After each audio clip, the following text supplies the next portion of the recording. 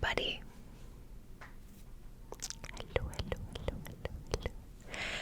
And welcome back to the channel. Obviously, it's just me today. Hello. And today I'm going to be doing a story time video. And I'm going to be talking about why I quit acting. And we're going to be going from close-up whispers to soft-spoken a little bit further back throughout the video. So, I started thinking about acting more seriously when I was about to graduate high school. I've always been an entertainer. You know, I was a really shy kid, but not around my family. Like, I would get up and put on plays and sing and dance. And I really love doing that, and I still really do, but just in a different capacity now that I've gotten older. But anyways, when the time came to start enrolling in university programs, I had to do a lot of digging, figure out what my interests were, what I wanted to do, who I wanted to be. And I've always loved filmmaking, storytelling, script writing, camera work. And it's no surprise because anybody who's been around for a while knows that I now own a production company. I am a female entrepreneur and producer, director, editor. I just had a commercial on CNN, so that's pretty exciting.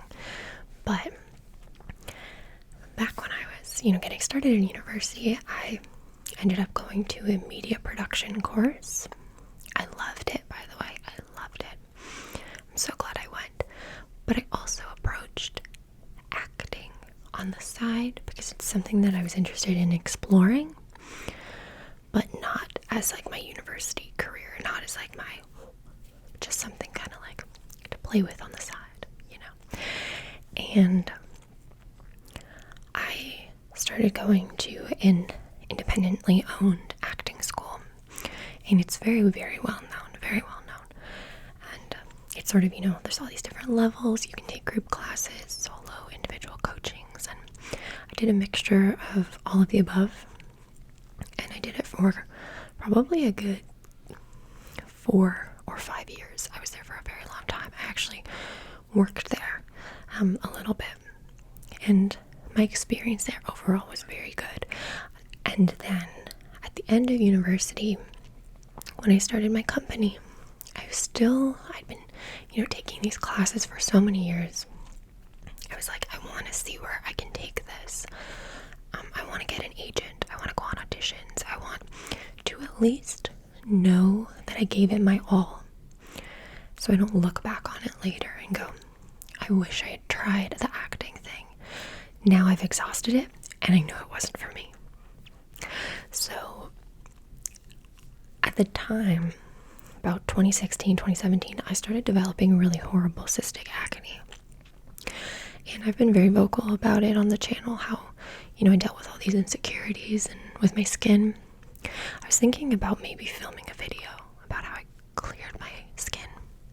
It's not perfect still, but it's fine. Nothing has to be perfect. But I did not have that mentality at the time because it was holding me back from acting. It was really holding me back. And at the end of the semester at that acting school, you always did like a showcase where you performed, your best scene or whatever to the owner of the school, and he would grade you and, recommend you to agencies if he thought you were good enough or ready for representation. Looking at it now, I don't know if that's the best way, in my opinion, to nurture young actors with like a grading system and stuff, but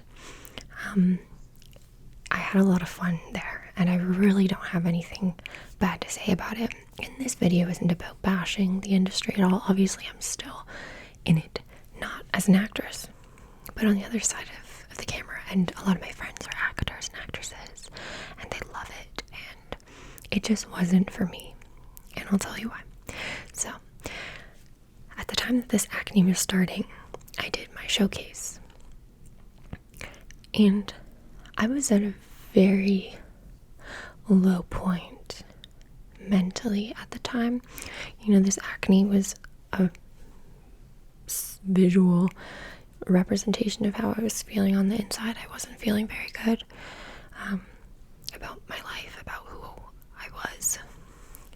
I was just really sad all the time. And that's why my heart goes out to anybody struggling with their mental health. It's not easy, but you will get through it. I promise you that. You will get through it. And I did this showcase, and the owner of the school wrote, on my report card or whatever it was, he wrote, it was awesome. You're ready to go get an agent, but you have to deal with the skin issue. And so I went for a meeting with his assistant, and she told me you need to go get headshots. Here's different agencies. We'll help you submit there when you're ready. Like, we need to put together your demo reel, blah, blah, blah, blah, blah, blah, blah. And I was so excited. And then she brought it up again. But you have to deal with the skin issue. And I'm not mad about that. Like, I'm glad everything played out the way it did, because I think I'm stronger now for it because of it. But that was a very damaging thing to say, and especially since I was already, feeling so low. I really didn't have much confidence at the time. That was the trigger to a very dramatic downward spiral.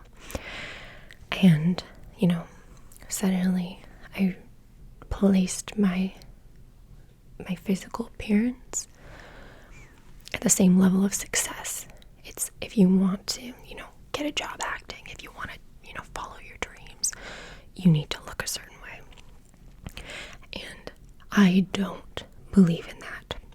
I don't believe in that at all. And that's why me now, being a business owner, being on the other side of the camera, I have, to a certain extent, the ability to not practice that in my world anymore. I hire people with acne because I do not think that defines somebody. That does not make you a bad actor. That does not make you ugly by any means. In fact, it shows me, because I know what it's like, that you're strong. So anyway, so that's how that started. And so I went and I got headshots, and I put out like $500 or something to get headshots with this photographer. I picked out my outfits, got these headshots, and I was really awkward the whole time. And they did not turn out very good. I kind of looked like I was playing dress up. It just wasn't me. And when they came back, I submitted these headshots to the assistant of the school owner, and she said, "You gotta go get them done again. Your skin, like, you gotta fix your skin." And that hurt, because I'm like, oh my gosh, I spent all this money, got these headshots done, and my skin, it's like, can't you Photoshop it out? Hello. Or deal with it. But no, she would not submit me to agencies because of those acne bumps. She said I had to fix my skin. So I did a demo reel with my coach, who I still to this day adore. They're wonderful, husband and wife, just beautiful human beings, wonderful people. And my demo reel, I still had acne, but since I'm an editor, I went into Premiere Pro and I removed all the acne from my video clips, and she was fine with them, so those were okay. I ended up having to go get more headshots done that were like $700 this time. Did those ones turned out awesome. I had a much better experience with that. I loved how they did my makeup. I had started to clear my skin a little bit at that point, so I was looking a little bit more smooth, and I was happy with how those turned out. Okay, so after that, I officially started submitting to agencies. So I submitted my resume with, little bit things that I'd done. I had been with an agency beforehand for background work, and I submitted my headshots, my demo reel, cover letter, the whole jazz. And I submitted to all of the agencies that were, pre-approved. It was really difficult to actually get a call from somebody. But I got 2 calls in the beginning. Actually, 1 call in the beginning. So I went to that meeting. She had me perform a script that I had prepared. She really liked me. So she said, but then, I follow up and she's got somebody just like me on her roster. She can't take me on. Bye. So I'm like, oh, seriously. So then I got a meeting with somebody else. I had a really, really good feeling about this meeting. I actually I went to university with one of the other people on her roster. She was a very lovely woman and still is, very supportive, and she, same thing, gave me a script to prepare. I came in to meet her, and she kind of gave me the rundown on the industry, said, a lot of directors won't bring you in if you don't have, if you don't have over 100,000 followers on Instagram. They want an influencer. They want somebody who has a following, who's already known. It's like really hard when you're just starting out, blah, blah, blah. And she was, it was very informative and very appreciated. And she really liked me as well. And then I left. And I didn't hear back from her. So I ended up branching out, and I called another agent that I found online. And I went to that meeting. And this one wasn't an agency that was like pre-approved by my acting school, because I was worried that I wasn't gonna find an agent that was pre-approved, so I kind of went out on my own. This agent was a scam, and you have to pay them to be on their roster, and that's not the way it is. The way it typically is with an agent with a good reputation is they get paid when you get paid. When I got paid for the work I did, my agent got a cut. So I never had to pay for anything. I didn't have to pay to be on a roster. She did the work for me as my agent to get me in the door, and then she got a cut of what I made. So I left that meeting, told my coach about it, and he's like, no, Haley, no. Why did you do that? You're not going there. Don't do it. So I didn't. And at the end of that summer, it had been like 3 months maybe, I decided, I'm going to reach back out to the second girl I went to, the second agent, and I'm going to see if she's still interested. And she said, yeah, I'll take a chance on you. The person that I knew that was on her roster, she's like, if she thinks you're good, then you must be good. Like, let's try it out. So I was thrilled. And I'm still so grateful that she took a chance on me, because it's really hard when you're starting out, and she's a really well-known agent, a very well-known agent, and she has a lot of really successful talent on her roster. So I was really glad that she took that chance on me. So I signed all the papers, and I started going on auditions basically immediately. The first audition that I went on was for a commercial. I did a lot of commercial auditions, and you kind of get used to the different audition locations. And I think the second audition I went on, I got the job, and it was a really big commercial, very big. I made really, really good money, and it was a 3 or 4 day shoot in the middle of the forest, and I could do a whole story time just about this shoot because it was crazy, and I have a lot of stories and stuff from it. But it was for an ATV line. I won't name the brands or anything, but we shot out in the forest for 3 or 4 days. The crew was incredible. My fellow cast members, actors, they were amazing. It was so much fun. And this commercial ended up airing for 4 years. It was a big campaign, and it was just so much fun. I loved it. So that was an amazing experience.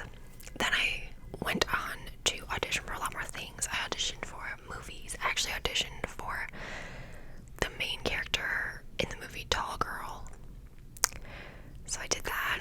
I then got another commercial, and it was for a food product, and the commercial actually never came out. It was a massive campaign. They were shooting like 6 commercials, all with, different stories, different cast. Like, it was huge, but the product never came out, so the commercials never did. And I like contacted the company that did these commercials, and I was like, can I like sign an NDA and like at least see it? I would love to see how, like, because I had like speaking lines and everything, and they were like, it actually, like, the product never came out, so the footage is all gone now. And I was like, darn it. But this was the straw that was breaking the camel's back, this commercial, because I had a horrible experience. Horrible. I was still struggling with my skin, guys. That never went away. And I got jobs with acne, so there you go. But this job was tough. There were lines, and they were shooting an English version and a French version. I'm from Canada, so there's, typically English and French. So they were shooting an English version and a French version of the commercial at the exact same time. So I was the English-speaking daughter, and there's another girl who's a French-speaking daughter, and, they had a French family, the English family. And they would, like, set up for the scene. The English family would go on and do their part. We would step off to the side. The French family would go in and do their part. So it was already very weird. You're, like, watching somebody who isn't you performing your part, and in this instance, she was performing it better. They kept telling me, their direction to me was, do it like her, do it like her. And meanwhile, the director's coming over and going, we need to fix your skin. And then the marketing agent would come over and go, I don't like how they fixed it, they need to fix it again. They'd send me back to the makeup trailer to scrub everything up, send me back out. It's not right. Your skin is not right.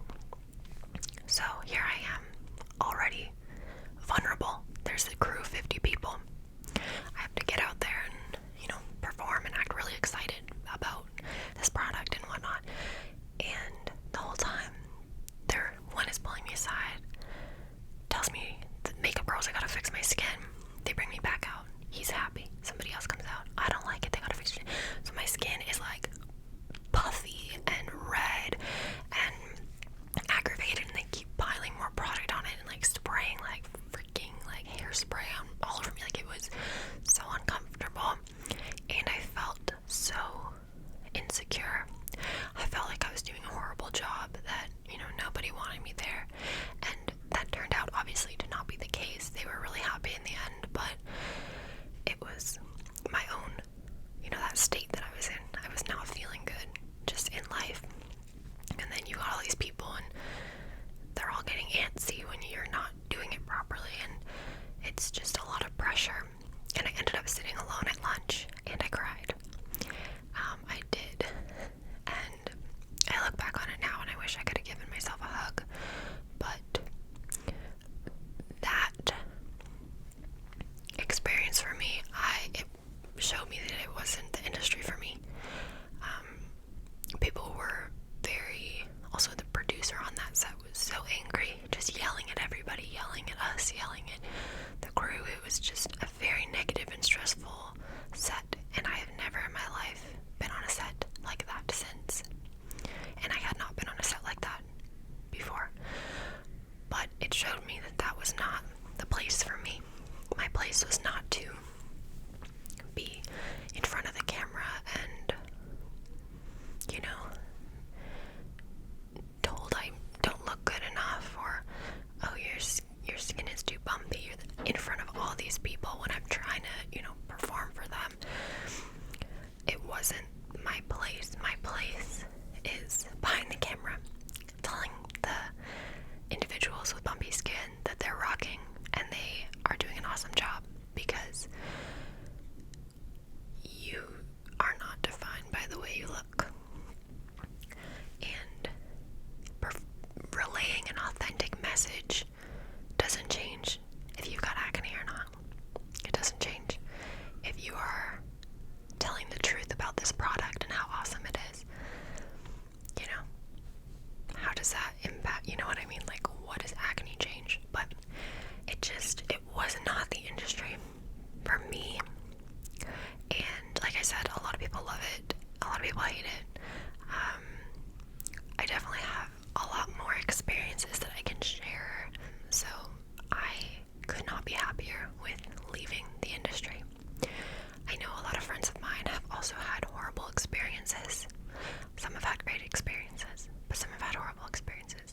And ultimately, I made the right choice for me because I am now a business owner and rocking it in the business world, still in video production, but now in a side of it where I can actually make some sort of change, hopefully, and help to represent people a little bit better. So that is my little acting story and why I quit and how I got started. I hope sleep was granted. Maybe you learned something. I don't know, maybe not. Maybe you're asleep, but